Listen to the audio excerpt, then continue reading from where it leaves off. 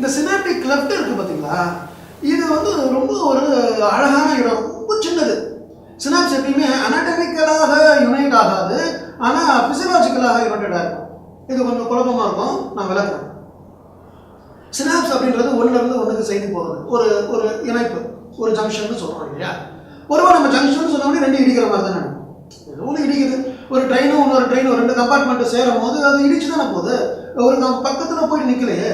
ஆனால் இந்த இடத்துல இந்த சினாப்ஸ்ன்ற கோட்பாடே எப்படின்னா, முன்னாடி இருக்கிறதும் பின்னாடி இருக்கிறதும் ரொம்ப நெருக்கத்தில் இருக்கும், ஆனால் தொட்டு கொண்டு இருக்காது.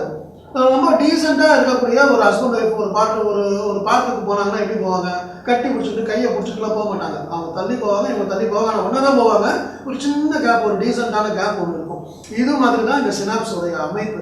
ப்ரீ சினாப்டிக்கும் போஸ்ட் சினாப்டிக்கும் நெருக்கமாக இருக்கும், ஆனால் உருக்கமாகவும் ரொம்ப நெருக்கமாகவும் இல்லாமல், தொட்டுக்கொண்டு இல்லாமல் ஒரு சிறு இடைவெளியை விட்டு இருக்கும். அந்த சின்ன இடைவெளிக்கு தான் சினாப்டிக் கிளெஃப்ட்னு பேர்.